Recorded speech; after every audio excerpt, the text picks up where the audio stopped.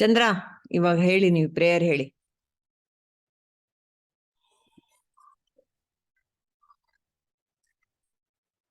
ಗುರುರ್ಬ್ರಹ್ಮ ಗುರುರ್ವಿಷ್ಣು ಗುರುರ್ದೇವೋ ಮಹೇಶ್ವರಃ ಗುರುರ್ ಸಾಕ್ಷಾತ್ ಪರಬ್ರಹ್ಮ ತಸ್ಮೈ ಶ್ರೀ ಗುರವೇ ನಮಃ. ಅಖಂಡ ಮಂಡಲಾಕಾರಂ ವ್ಯಾಪ್ತಂ ಯೇನ ಚರಾಚರಂ ತತ್ಪದಂ ದರ್ಶಿತಂ ಯೇನ ತಸ್ಮೈ ಶ್ರೀ ಗುರವೇ ನಮಃ. ವಸುದೇವಸುತಂ ದೇವಂ ಚಾಣೂರಮರ್ದನಂ ದೇವಕೀ ಪರಮಾನಂದಂ ಕೃಷ್ಣಂ ವಂದೇ ಜಗದ್ಗುರುಂ ವ್ಯಾಸಾಯ ವಿಷ್ಣುರೂಪಾಯ ವ್ಯಾಸರೂಪಾಯ ವಿಷ್ಣವೇ ನಮೋ ವೈ ಬ್ರಹ್ಮನಿಧಯೇ ವಾಸಿಷ್ಠಾಯ ನಮೋ ನಮಃ. So welcome to another session of Dharma Kshetra. Very good morning, good evening to everyone. So let us continue with chapter 4 of the Gita, which is titled Jnana Karma Sannyasa Yoga. In this chapter, Sri Krishna will tell Arjuna how to do karma without the sense of doership, dropping doership. When karma becomes just a happening, all actions are anyway happening, that realization has to set in, that's all. Nobody is doing anything. Prakrute kriyamanani, etc., etc. So, jnana karma sannyasa yoga. Yes, sannyasa doesn't mean running away or dropping anything. It is just the realization that I am not the doer. That's the sannyasa. That's the wrong understanding that one needs to drop. That is the sannyasa. Jnana sannyasa. Jnana karma sannyasa. So beautiful. So we are done with we just discussed the first shloka. We can go with the second. 4.1 we did, now 4.2. We can all chant. Share screen.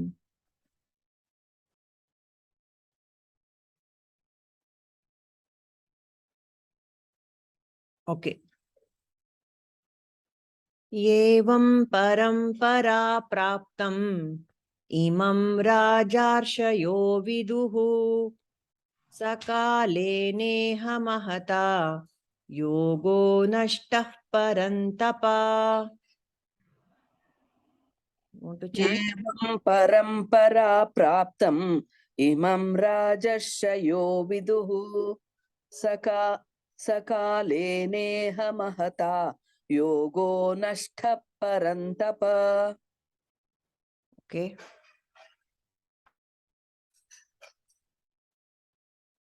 Next. Evam parampara praptam imam rajarshyo viduhu sakale neha mahata yogo nashta parantapa. Nice. Who will take a shot next? Yeah, I can go. Yes, please. Evam parampara praptam imam rajarshayo viduhu sakale neha mahata yogo nashtha parantapa. Very nice. Evam parampara praptam imam rajarshyo viduhu sakale neha mahata yogo nashta parantapa. Good. Evam parampara praptam imam rajeshyo vidu sahakale naha mahato yoga nashta parantapa.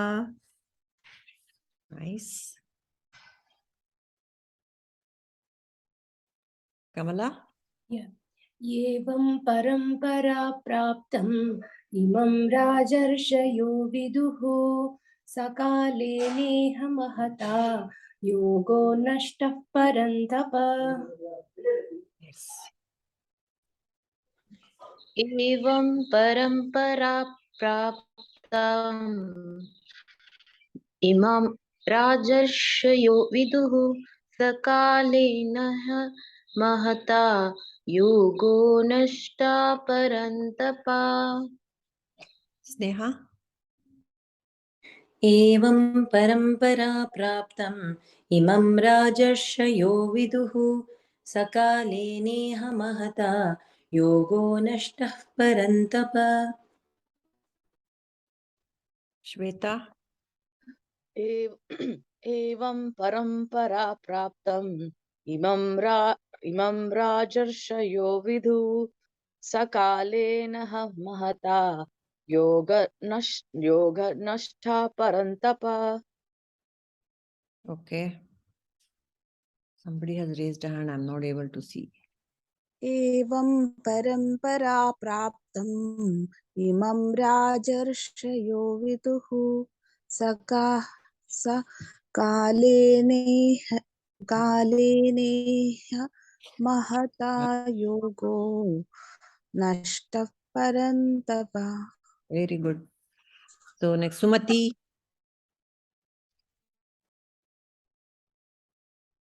Sumati? Can you hear me? Okay. Yeah, I can. एवं परम्परा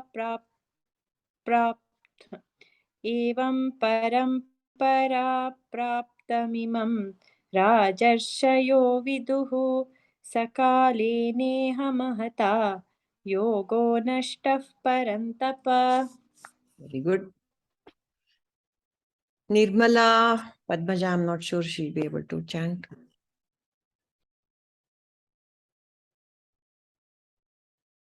Okay. All right. So what it says is, that was very good chanting by everyone. Very nice. Evam parampara praptam. Okay, again the screen has come. Who wants to share a meaning on this? Anyone?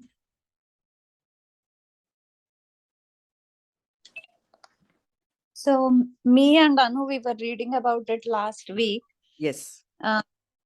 So what the basic translation is, Yeah, here. with parampara, like with generations, whatever the knowledge that has been acquired by the great rishis, Yes. with time, slowly it has been lost. Correct. So Yeah, yeah. the saintly kings received this science of yoga in a continuous tradition. But with a long passage of time, it was lost to the world. Simple. But it is loaded with, implications. Right? Right. Why were the kings the recipients of this yoga? Because in the first sloka, Bhagavan is saying initially from God it went to Surya Bhagavan, and then from Surya Bhagavan it went to Ikshvaku, who is the clans of the sun clan, Surya Vamsha. Surya Vamsha. Yes. The thing is, Yatha Raja Tatha Praja, right? So Right. if the top guy is educated, then it's automatically flow. Jnana will flow from top downwards. And they were all Rajarshis. They were all accomplished monarchs. Were not just, they didn't come just because of dynasty. They were completely equipped with all the 64 yogas they had to have, 64 kalas. And so this Jnana was also one of them. And so, and this wisdom, says Krishna, it has to be from, this is called a Shruti and a Smriti. It is through the Guru Parampara that it has to flow. Jyot se Jyot jagao, no? It's like that. So one point that Prabhuji says about this shloka is, if those Rajas, monarchs, emperors, Chakravartis, who had so much time, work to do, I mean, they had the entire responsibility of their entire kingdom on their shoulders. If they found time for this, can't you? Are we more busy than these Chakravartis and emperors that we don't have time for this, to learn this Vidya? Something to dwell upon, isn't it? We have to, if we cannot find time for this, then we have to think, Are Baba, they learned, so we should also be able to make some time for this. So some of the Purnima ji. Helappa. Yes, Shweta. ಏನಿಲ್ಲ, I think based on what you just said, right? It kind of makes sense, but I also think your Ah. basic necessities as a normal human, if you're not a king or queen or anything, your basic necessities are not fulfilled. So Oh. what type of first antaralva? Whatever. So yeah, obviously, right? I mean, just think about it, right? In those days, Mm. but you have to fulfill your basic necessities. I Mm. think all this is easily possible if your basic necessities in life, like food, shelter, is all taken care of. Agreed. So, Vivekananda said, do not preach philosophy to an empty stomach. I agree. I'm actually munching because I was hungry and I didn't want to be hungry for this. So first you do pet puja and then do the other Roti, puja. Correct. roti kapda or makan. Roti kapda. Yeah. Makan. So that is valid, very Nice valid. order, Anu. Not a problem. But we are talking of emperors who are very benevolent and their kingdoms were they were flourishing kingdoms. And so I guess roti kapda makan was taken care, and Brahmanas especially, they were given the pride of place in their kingdoms, right? We know that. And Brahmanas or the ones who were pursuing this Veda, etc., they didn't have to struggle for roti kapda. They were given the highest benefits. Social security was given to them, right? Nice, Yeah. So I don't think that is an issue. But imagine the responsibility a Maharaja or a Chakravarti has, Shweta. We just take care of the 4 or 5 members in the family. But what about them? I think it was. I mean, it's not. It can't even. It's mind-boggling the kind of responsibility that a Chakravarti would have. right. Yeah. Anything else? That's another way of connecting for Abrams, Maslow's hierarchy also. This goes by stage, and it goes to self-actualization. Yes. Also. And with this, we can again connect with the king. He does stage by stage and then connects to self-actualization. Self-actualization. On the contrary, I think the self-actualization came first in our system. It's another our system, yeah. At the age of 8, they're introduced to this. And then the rest of it is added on. This is kind of foundation on which everything. Dharma, Artha, Kama, Moksha. Dharma is the basic. Yeah. So that is the beauty of our system here. So beautiful. So I just wanted to add one point, like how you said, Yadha Raja Tata Praja. If the Raja is dharmic, then he can take care of the Praja in the best possible way. And Bhagavad Gita, if it is known by the king, then he would be equipped with the proper dharmic knowledge to take care of the people. Absolutely. That's correct. Correct. If the Raja himself doesn't know the rules of the game, so ultimate game, Bhagwan's game, then how will he take care of his kingdom and his people? And also, like, there was one shloka in the Bhagavad Gita, I think in chapter 3 or something, where like the normal people tend to follow the leader. Yes. Like, correct. So, yes, you're right. What was the shloka now? Shreshtaha. Yeah, that's right. Yeah, that's one. Correct. Shreshtaha. Absolutely. See, now we are able to connect all these things here. So King Ashoka is one of the shining examples who learned the futility of war, and then he was completely transformed by Buddha's teachings, and he was instrumental in spreading the teachings of Buddha across the world. Right? He took it away from the borders of far beyond the borders of India. So what else? That is why the wisdom of the sages has been accessible to everyone. That's the main point here. If not, it would be just stuck somewhere in the rarefied atmosphere, and we wouldn't even be privy to all this. So why was this lost? The next point is, why was this parampara lost? So many reasons. The Guru Shishya parampara, there was a break in the transference of knowledge due to wars, continuous invasion. India especially was invaded by foreign rulers so many times, and the basic agenda of the invaders was to destroy the cultural system that we had. So that was one of the main reasons which that this parampara was lost. And how in our schools, the Gita, now we have to struggle to even introduce it back, Forget, it's so difficult because the English system is so firmly entrenched in our system. The secular, concepts have been so twisted and introduced that we can't even. This is such a secular teaching in the Bhagavad Gita. Is there anything about religion here in this? Huh? But still, it has got the color of saffron unnecessarily. And such a beautiful knowledge we are not able to happily share it, with the children. It is such a sad development because of this continuous assault from these foreign invaders. And of course, yes, Nirmala. Good morning to Good all of you. I want to tell you one story. I don't know whether you people know.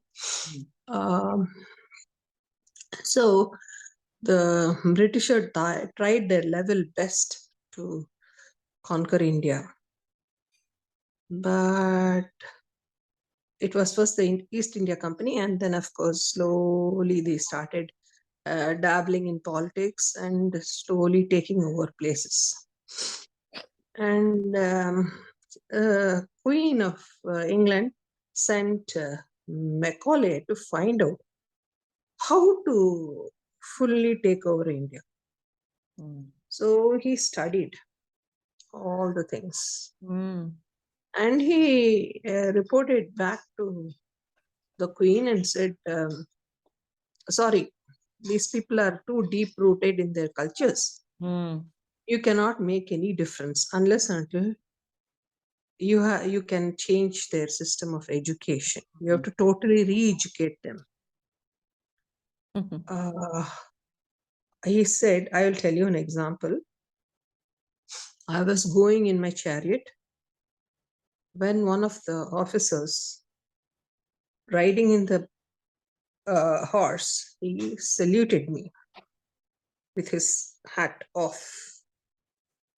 And just a few feet away,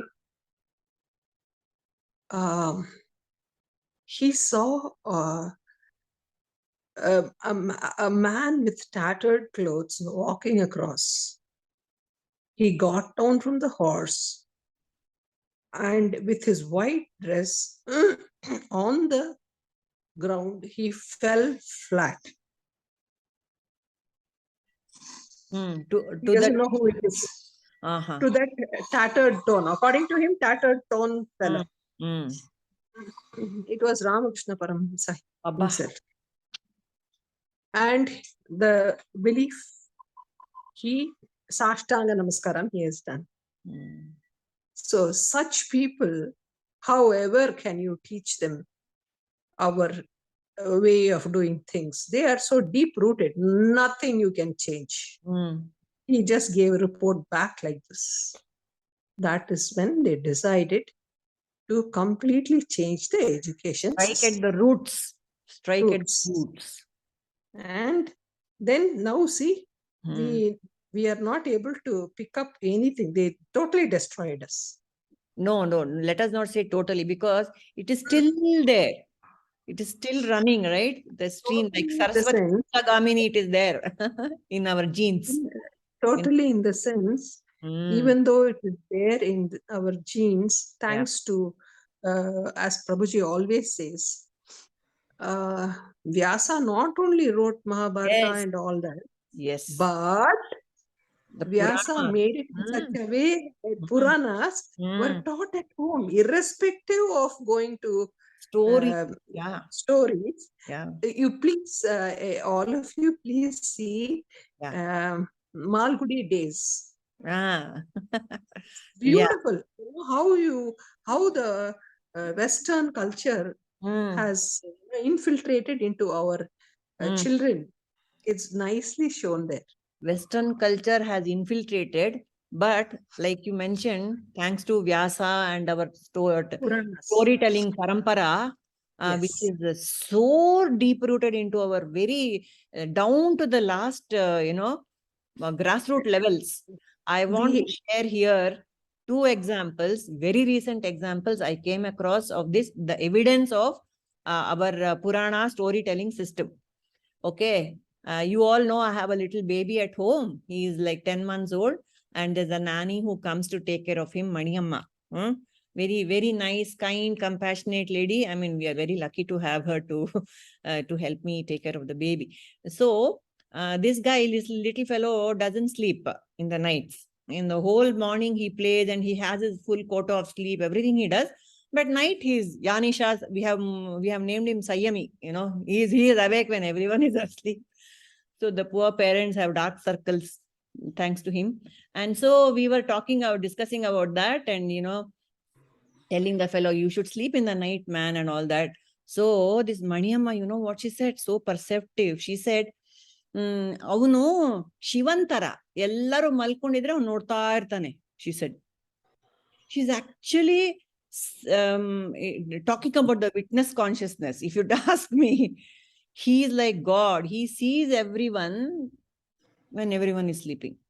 I mean, what a perceptive, I don't know from what sense she said that, but it really blew me away when she said that. Just to have that concept, that he's awake, the God is watching all of us. That was what she implied. Isn't that fantastic? Yes. Very beautiful. Yes. Yeah. Amma, one more thing. Ah. Also, Ah. on Sundays, actually, Sunday is for Surya Deva, it seems. It's very auspicious. ಹೌದು. And these English people, what they did, Sunday ರಜಾ ಅವತ್ತೇ ಎಲ್ಲ non veg ತಿನ್ಕೊಂಡು ಕುಡ್ಕೊಂಡು ಎಲ್ಲ enjoy ಮಾಡ್ರಿ ಅಂತ ಹೇಳಿರೋದು. ಆಕ್ಚುಲಿ ಅವತ್ತಿನ ದಿವಸ ಆದಿತ್ಯ ಸೂರ್ಯನ್ಗೆ ಶ್ರೇಷ್ಠವಾದ ದಿನ. You are not suppose to do anything ಅಂತ. You should take rest. So actually, even I am a non-veg eater. Since last month, I left on Sundays, I'm not eating. ನೋಡಿ, ಹೆಂಗೋ ಒಂದ್ ಬರತ್ತಪ್ಪ ವಾಪಸ್ಸು ನಮ್ ಸಂಸ್ಕಾರ. ಅದೇ ಪ್ರಭುಜಿ ಹೇಳ್ದಂಗೆ ಆಟೋಮೆಟಿಕ್ ಆಗಿ ಅದು ಹಾಗೆ ಬಿಟ್ಟು ಹೋಗ್ತಾ ಇದೆ ಈಗ. ಅಷ್ಟೊಂದು ಸುಮಾರು ತಿಂಗಳಾನ್ಗಟ್ಲೆ ಹಂಗೆ ಬಿಟ್ಟು ಇರ್ತಾ ಇದ್ದೀನಿ. That is very nice. Chandra, Sumati wanted to share something. Yeah, so I wanted to share about the story of Swami Vivekananda ji. I've heard. Basically, he was going. His parents enrolled him in an English school, British school, and one day he comes home from school. He's like 8 or 9 years old, and he comes home from school, and they were a very well-off family with lot of servants and everybody in the house. So his he shouts at one of the ಕೆಲ್ಸದವ್ರ ಮೇಲೆ, ಮನೇಲಿರೋ ಒಬ್ರು ಕೆಲ್ಸದವ್ರ ಮೇಲೆ ಕೂಕೊಂಡ್ರಂತೆ. ಅದಕ್ಕೆ ಅವ್ರ ತಂದೆ ಪಕ್ಕದ ರೂಮಲ್ಲಿ ಇದ್ದವರು ಹೊರಗಡೆ ಬಂದ್ಬಿಟ್ಟು, ನೀನ್ ಇವಾಗ ಈ ಸ್ಕೂಲಿಗೆ ಹೋಗ್ತೀಯಲ್ಲ, ಆ ಸ್ಕೂಲಲ್ಲಿ ಎಂಥ ಸಂಸ್ಕಾರ ಹೇಳ್ಕೊಡ್ತಾ ಇದಾರೆ, ಅದು ನಿನ್ಗೆ ಈ ಮನೆಗ್ ಬಂದು ಹೀಗೆ ಇಂಥ ಬಿಹೇವಿಯರ್ ಮಾಡ್ತೀಯಾ, ಆ ಸ್ಕೂಲಿಗೆ ಹೋಗೋದೇ ಬೇಡ, ಆ ಸ್ಕೂಲಿಂದಾನೇ ಇದೆಲ್ಲ ಬಂದಿರೋದು ಅಂತ ಬಿಡಿಸ್ಬಿಟ್ರಂತೆ. ಅದಾದ್ಮೇಲೆ fully home schooled. He was completely home schooled. Because so that Western influence was limited on, it didn't get through to him. So that protected Swami Vivekananda. He became Swami Vivekananda. See, yeah. Wonderful. Yeah, these are very, very impactful examples. Yeah. So one more thing is, yesterday there was a lot of Christmas revelry in our apartment complex. So all little children running around with their Santa hats and all that. It was great fun, no doubt. And I asked my house help, just like that, casually, "Enamma, Christmas gain martiya neenu anta." She said, "Yen Christmas?" She was not even aware. She was so innocent, so cute. Then I asked her, "Oh, in your village," because we know that these missionaries like infiltrate the grassroots levels and try to influence them. So I said, "In your village, no Christian missionaries have come." Yenamma hangandre ನನಗೆ ಗೊತ್ತೇ ಇಲ್ಲ. She said. I was very happy. Okay, at least some village is untouched by these fellows. Then I told him, "Yesu Krista anta kelilva neenu?" And then I showed her a picture of this Jesus Christ and said, "This is their God." ಎಲ್ಲ ದೇವ್ರು ಒಂದೇ, ಎಲ್ಲಾರ್ಗೂ ಸೇರಿ ಒಂದು ನಮಸ್ಕಾರ ಹಾಕ್ಬಿಡ್ತೀನಿ, she said. So much wisdom at that level. We are reading dreams and dreams of Vedanta here, and she has already come to the conclusion all gods are one. Never mind what religion you belong to. Wonderful. So this is the effect of our storytelling parampara.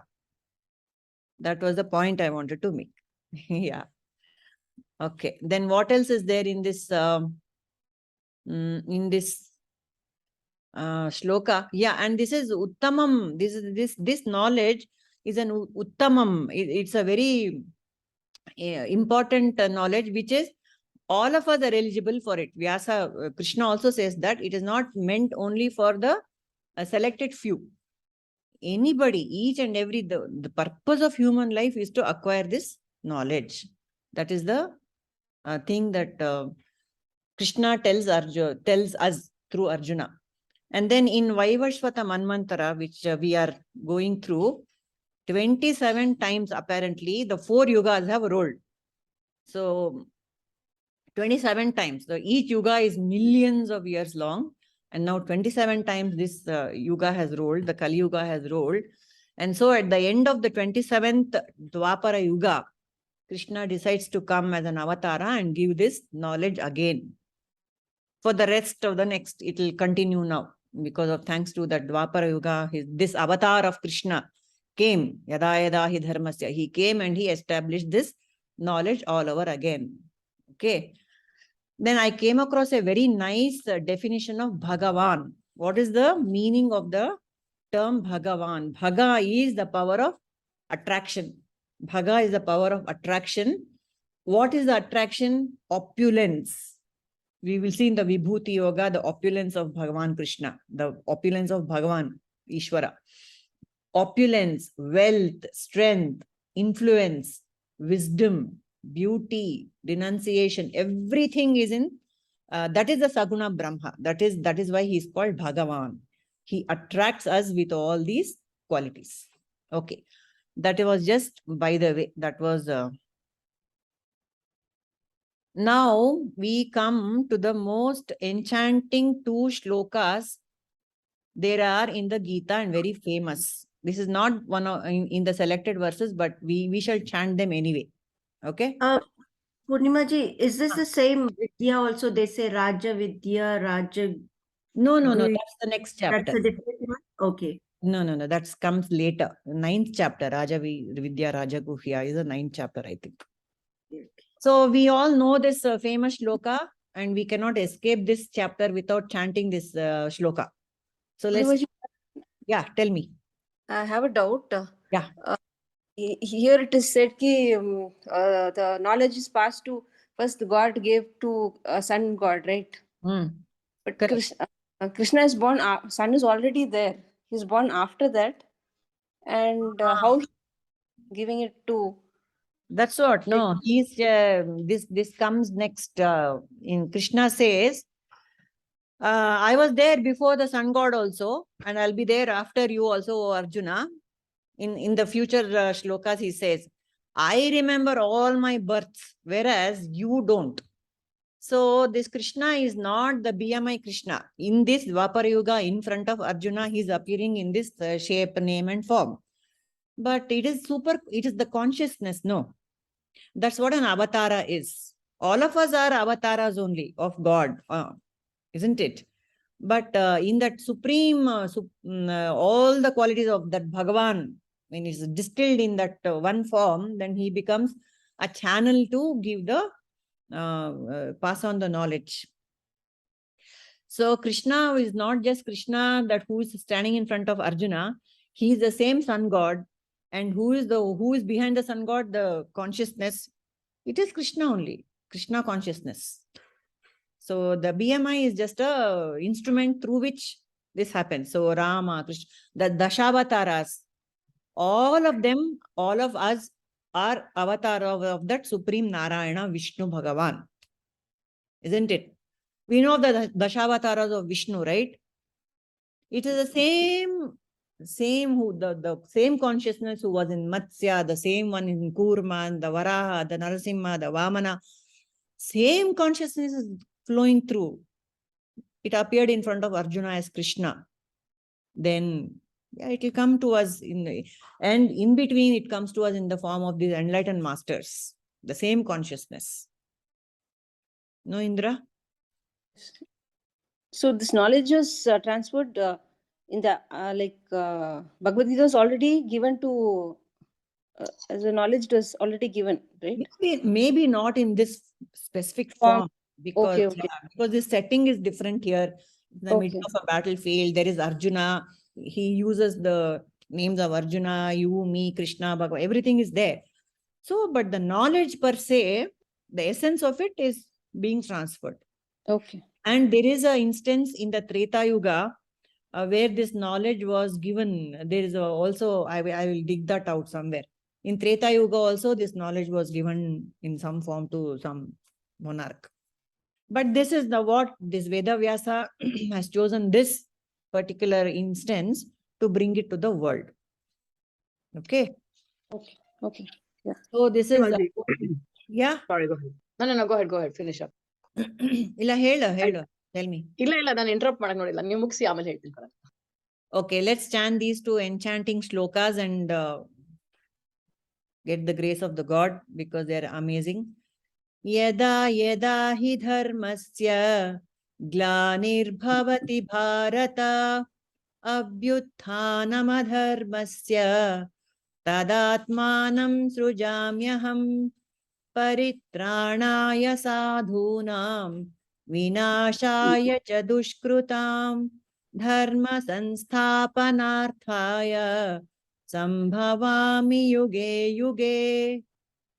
यदा यदा हि धर्मस्य ग्लानिर्भवति भारत अभ्युत्थानमधर्मस्य तदात्मानं सृजाम्यहं परित्राणाय साधूनां विनाशाय च दुष्कृतां धर्म संस्थापनार्थाय संभवामि युगे युगे.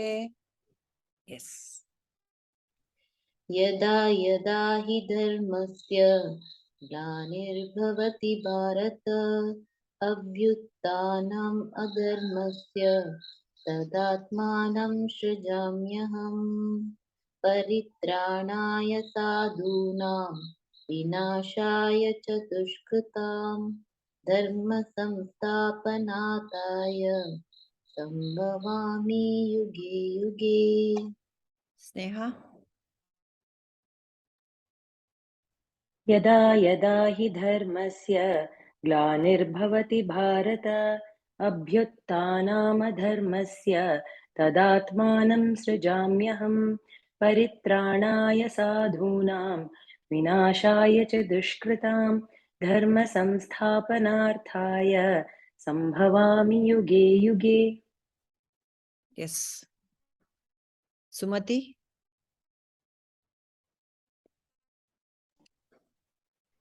यदा यदा हि धर्मस्य ग्लानिर्भवति भारत अभ्युत्थानमधर्मस्य तदात्मानं सृजाम्यहं परित्राणाय साधूनां विनाशाय च दुष्कृतां धर्म संस्थापनार्थाय संभवामि युगे युगे.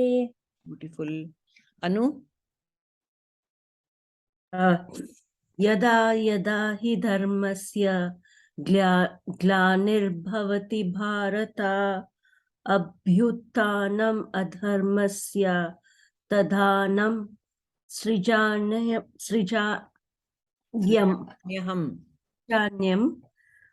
परित्राणाय साधूनां विनाशाय च दुष्कृतं धर्म संस्थापनार्थाय संभवामि युगे युगे. Very nice. Yes, Pragati. यदा यदा हि धर्मस्य ग्लानिर्भवति भारत अभ्युत्थानम् अधर्मस्य तदात्मानं सृजाम्यहं परित्राणाय साधूनां विनाशाय च दुष्कृतां धर्म संस्थापनार्थाय संभवामि युगे युगे. Very beautiful. Indra.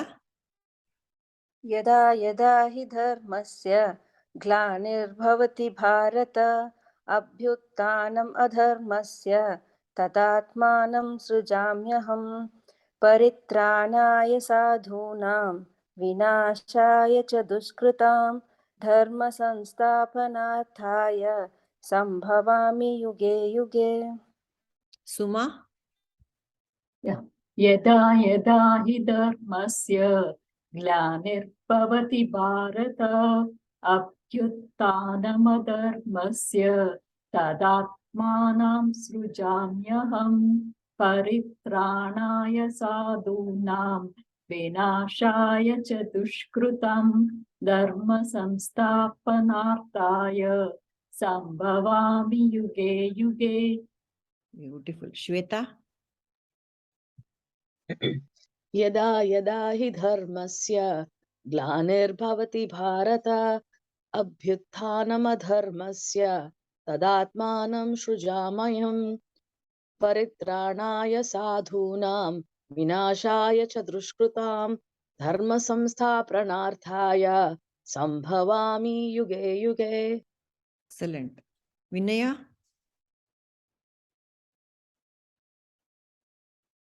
Nirmala? Okay. Who is left? Kamala?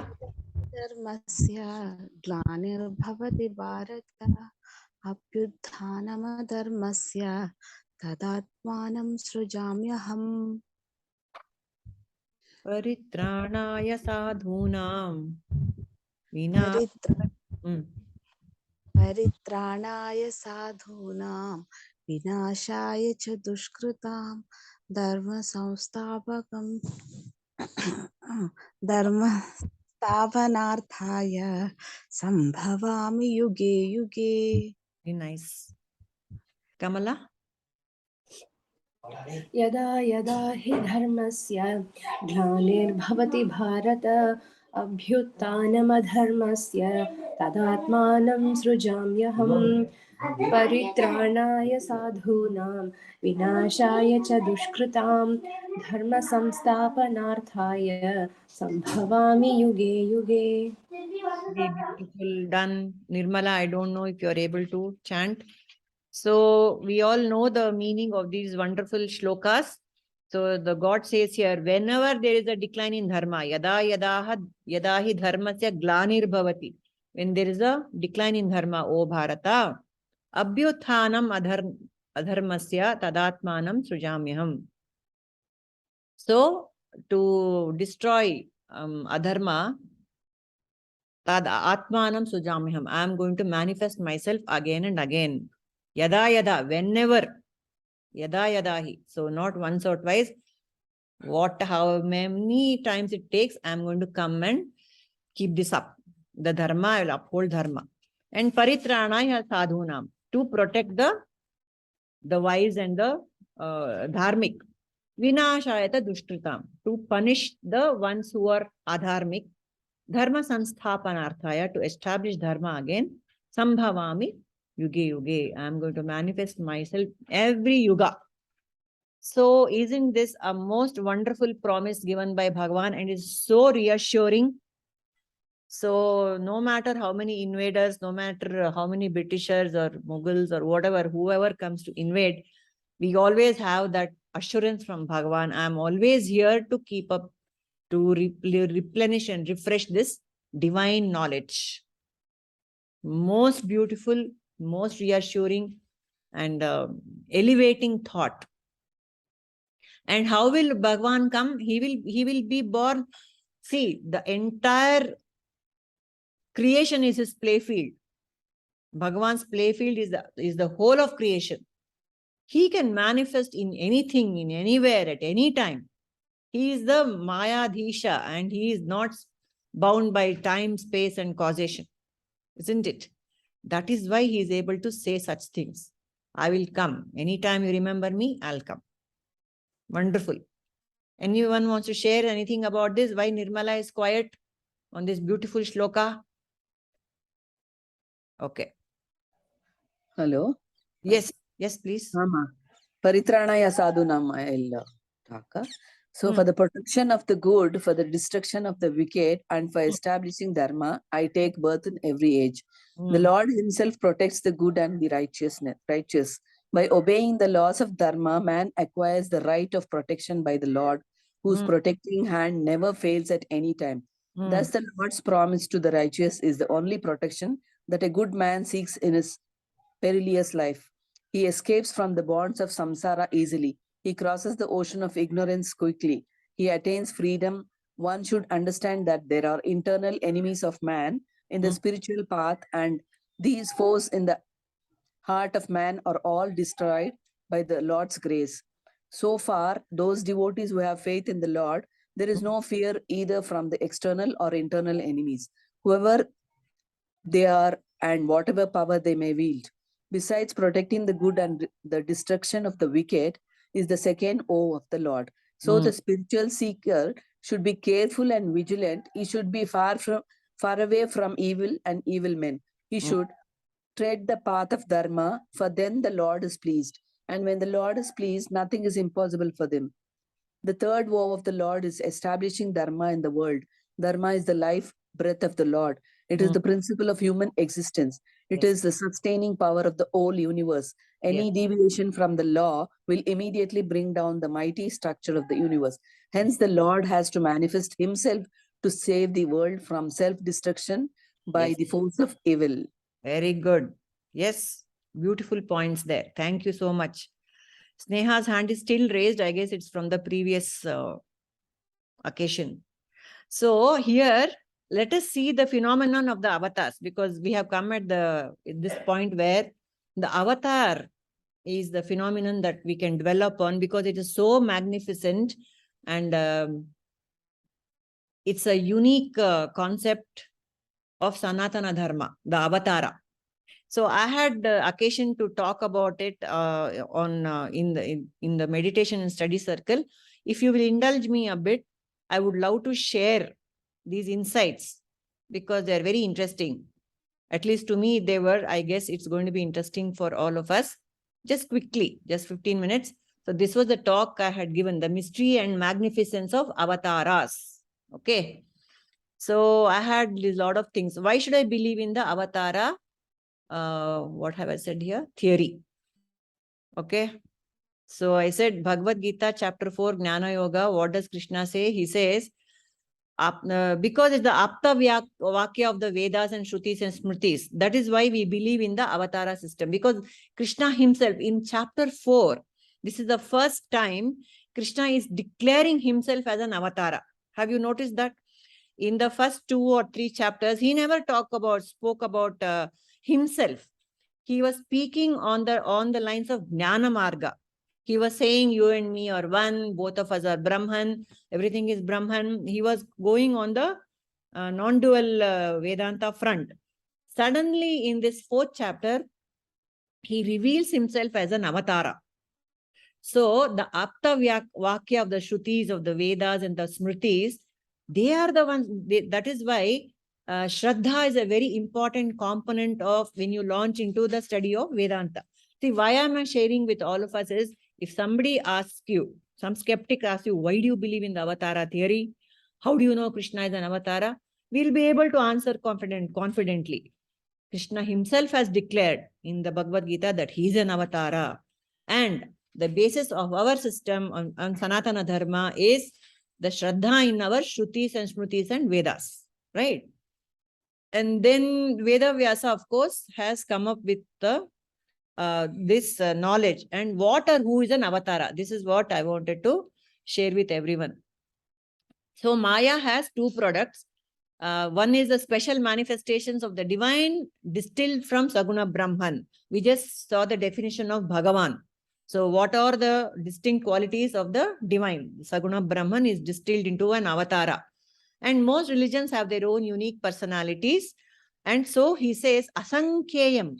So Indra was asking, how was Krishna here in this particular time and age? He says, Asankhya. My avatars are, we talk only of the Dashavataras, but actually it is Asankhya. There are many avatars.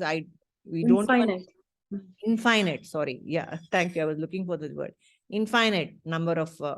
So not just human form. As we know, the Dashavatara encapsulates, some say it's the Darwin's theory of evolution has been represented here, from Matsya to Kurma, the reptilian to the, whatever, amphibious and all that. So we know that not just in human form, like I said, time, space, causation is not an issue for Bhagavan, Mayadhisha. Through any form he can manifest to uphold his dharma. That is an avatara. And then how is an avatara born? It's a process of, how is a jiva born? Is panchikarna. Like the jiva has got all we are born of the panchabhutas. And in different proportions, these panchabhutas are in our, in the gross body. The gross and the subtle forms of these panchabhutas, they make up a jiva. Okay. And they go into flames when the body is dead and all that. We don't have to dwell on this. Yeah. So how is an avatara born? So this is more about how a jiva is born. How is an avatara born? None of this panchikarna business for an avatara. Janma karma cha me divyam, says Bhagavan in the next shloka. Okay. My birth and my actions are divyam. They're mysterious. They are amazing, and you will not be able to fathom the, my actions. Avatara is born. See how we know how Krishna was born. He was not born of a regular, union of the male and female chromosomes. It was a divya birth. All the avatara, you look at any avatara, it is shrouded in mystery. Who is this? This is the four, the Ramachandra, this Dasharatha's children. They were also born out of the prasada of the Homa, Yagna god, isn't it? Divyam Janmam. All these are Divyam Janmam. This is about Satyavati and Parashara, I guess. So the Vedavyasa was born. It was also a Divya Janma. He was born a full-grown man, apparently, Vedavyasa. He did not go through this process of childhood and everything. Buddha. The Buddha as an avatara, when he was born, he just simply started walking, ante. He started walking. A baby, a newborn infant started walking. So shrouded in mystery. And so avatars, the next point is they manifest and they unmanifest. We are born and we die, but avatars manifest and unmanifest. See, this is another fantastic thing. We have a beginning and an end, but avatars, they just appear and disappear. They don't have this. And this is, I think, Kabir Das. He was also found floating on a lotus flower, right? And this is Sai Baba. Of course, nothing is more mysterious than the appearance of Sai Baba. If we have, I am sure all of us have read about Sai Baba. And this is Patanjali. So many examples. All right. So and also Narasimha who came to save Prahlada and to eliminate Hiranyakashipu. Correct. Dashavatara ಅಂತ ಹೇಳಿದ್ವಲ್ಲ. Okay. ಎಲ್ಲ ಹೆಂಗೆ ಹುಟ್ಟುತ್ತಾರೆ, ಹೇಗೆ ಬರ್ತಾರೆ ಏನು ಗೊತ್ತಾಗಲ್ಲ. So how is an avatara born? Hanumanji. Hanumanji. Hanuman is also an avatar of Shiva. He came to help Rama in his mission. Correct. And all the gods took one avatara when they came. When Rama came down, how Vishnu himself has come down. So we will all come in one form, they said. They all came. Correct. Lakshmana is Adishesha, no? Lakshmana is Adishesha. Purnimaji. So even the Pandavas are avatars then, right? Because they also came through Amsha of the Devatas. Devatas. Because they had a huge mission to accomplish. Yeah. Dwapara Yuga, that the attahasa of these evil elements had gone too much. So all the people came down. So all of us are born through this ordinary maya of sattva, rajas, tamas, tamo gunas. So many points I had made. Sat is Sandhini Shakti, power to manifest. Yeah, the avatara has got the power to manifest. Chit is called the Samvit Shakti, the power to know everything. How does the avatara know everything? Because he has a Samvit Shakti. And Ananda is the Hladini Shakti, the power of divine bliss. Sat Chit Ananda comes in a distilled form to protect Dharma. Divine consorts and on the divine feminine, they come with their so many things I have said here, maybe it's not necessary. The avatara has a Mayika body. Mayika body is, it's a mysterious divine body. It is not bound by the laws of physics like we are. Okay. Although I am unborn and imperishable, the Lord of all living entities, I appear in this world by virtue of Yoga Maya, my divine power. Again, this is said by Krishna in one of the slokas of the Gita. So they are all superhumans. Superhumans. Yes. Yes, they are superhuman. They just appear to us in a form that we recognize. Yeah, that is also one more point here. If the avatara, the consciousness is there all the time, but we don't recognize. So for us to recognize, it has to come in a form that we are familiar with. That's why the Lord comes in a way that is familiar to us. Yeah. Why is an avatara born? Why is a jiva born? We are born for all the prarabdha karma. We have to exhaust our karmas. That's why we are born. Dharma, artha, kama, moksha. We have a purusharthas. Through our regular process, we have to fulfill all these things and we have to find our mukti or jivan mukti or whatever. This is Janaka, I think. Why is an avatara born? Because we cry for help. No? All the time we are saying, save me, God, where are you? What have you done? Why am I left here? You have abandoned me. All that we say. So when our prayers are really intense and really, very sincere, the God, Lord hears us and he will, because he says there are 4 types of devotees, Artaha, Jignasu, Artharthi and Gnani. And so when any type of devotee calls me, I come. That is what Krishna says. Artha is one who is really desperate. Jignasu is one who is curious. Artharthi is one who wants wealth, health, prosperity, success in life. And the Gnani just loves the God, so he calls. I want to tell a story in this connection. Yes, please What is this Purushartha? What is this Purushartha? One couple, birds, they had 4 eggs. They laid it just in the beach near the water of the ocean. The ocean gobbled it next day morning. The birds were so angry. They said, we will empty the ocean and get our eggs back.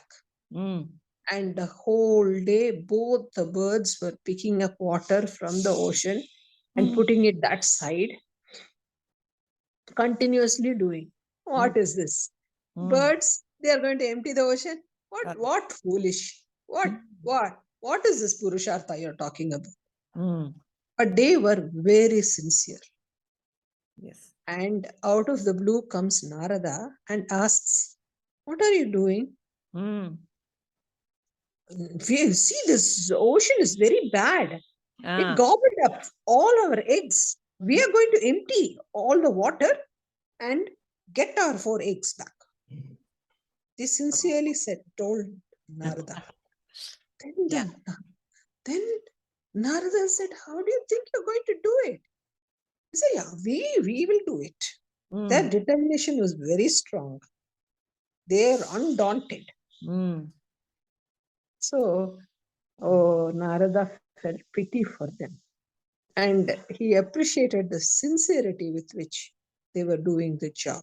Yes. So, he asked Lord Garuda to come and flap his wings. The ocean opened up and 4 eggs were got back. Wow. When God sees you sincerely working in the direction of the goal, then the help will come. Help will come. Wonderful. Thank you, Nirmala. That was a really beautiful story and insightful. And it explains exactly how the avatara and why he comes. Beautiful. Thank you, ma'am. So, yada yada hi dharmasya, just one, when you said paritrana, that is why he comes. The agenda of God is this, dharma samsthapana. Of avatara is dharma samsthapana. Whereas the agenda of the jiva is to pay the debts. Work out their prarabdha. Work out their prarabdha. Okay. Does the avatara have ego? So in the Vibhuti Yoga of chapter 10, Bhagavan goes on telling, I am this, I am that, I am Narada among the sages, I am Brihaspati. If you are aware of the Vibhuti Yoga, which is very fascinating, God goes on talking about himself. Okay, this was a story which we don't have to do it right now. So the Jiva seeks Ananda, whereas Avatara acts out of Ananda. This is another point. He is a Superman. He is a Superman. Whatever he needs. Correct. So he has all the Ashtama Siddhis in his fingertips. Correct. So he whereas has to just fling it and the job is done. Yeah. For example, in the ocean, the shore of the ocean, the monkeys were saying, I can go 1 yojana, I can go 2 yojana. And they were just vacillating. They have to go and come back. Correct. That is when Jambavan says, reminds Hanuman that, what is so difficult for you? You can go and come back, Hanuman. Then Hanuman remembers, and you people know the story of Hanuman. You have time. Beautiful story. Not really. Let us continue in the next class, Nirmala. That is your agenda. Okay, remember to ask me this Hanuman story. It is very good. Yeah. Yesterday was Hanuman Jayanti. That Hanuman Jayanti comes so many times, I don't really know which is the proper Hanuman Jayanti. Yesterday was perfect because he was born on Amavasa Mula Nakshatra. Oh, okay. So is the avatar omniscient? Of course.